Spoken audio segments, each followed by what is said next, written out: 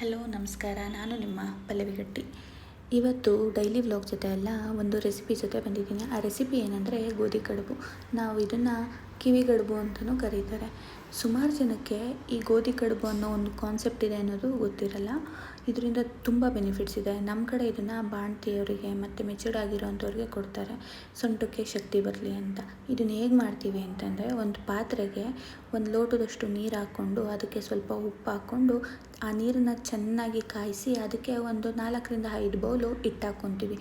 ನಾನು ಒಂದು 20-25 ಕಡುಬಿನ ಅಳತೆಗೆ ಹೇಳ್ತಾಯಿದ್ದೀನಿ.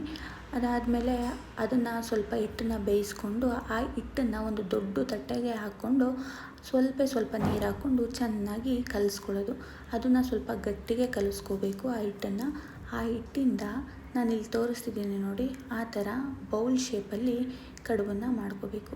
ನೀವು ಈ ಬೌಲ್ ಶೇಪಲ್ಲಿ ಮಾಡ್ಕೊಳ್ಳೋದಕ್ಕೆ ನೀವು ಬೇಕಿದ್ರೆ ತುಪ್ಪನ ಯೂಸ್ ಮಾಡಿಕೊಂಡು ಆ ಕಡುಬನ್ನು ಮಾಡ್ಬೋದು.